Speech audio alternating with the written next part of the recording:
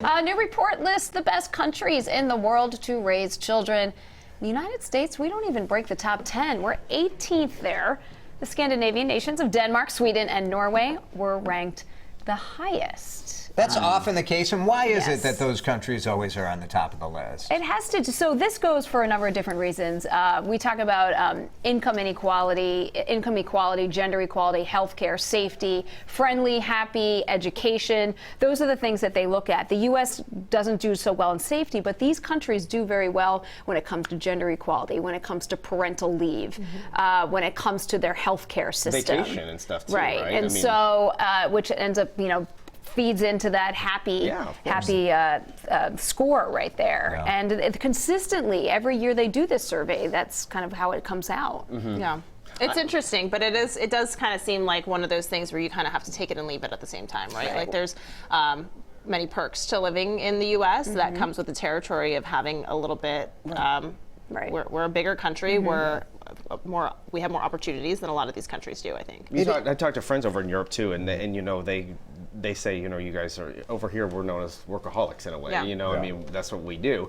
Over there, it just seems a little bit more relaxed. I mean, do they still do siestas in? Sure, some parts. I mean, of that course, sort of thing. Yeah. I mean, when I went to Italy, they did, and I was like, I'm jealous. Right? I want to go. For that, We ranked #1 for public education, which I think and that's awesome. is maybe one of the top things that parents think about when it comes to raising a kid. But the more I think about this stuff, the issue of safety, the issue of human rights, of gender equality, these are prime. I think if you were to ask most parents, would you trade a slightly bad, maybe you get a slightly worse public education in exchange for better parental leave, gender equality, health care? I think a lot of people might take that bargain, right?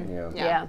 It's another way of putting it in perspective, too, is what we value and what is important and what we can change. We talk about having a better healthcare system where more people have access to it at affordable prices and affordable rates. But also this whole idea of parental leave. That's a big player in this and how important parental leave is. And that ultimately plays also into gender equality. Right. Of course. Right. And Republicans and Democrats agree on the issue of parental leave, that we need to have more of it. Pay for it. That is the question. Yeah. And you say, like, if we're in a workplace where we have a very good parental leave policy, but most Americans do not have that. Yeah. No. And you look and say, like, all right, has the private sector maybe had long enough to try to solve this, and they're not doing it. Right. Or the way we have gig economy kind of set up, like maybe it's just not. Would that be the first of the list of issues that you would tackle?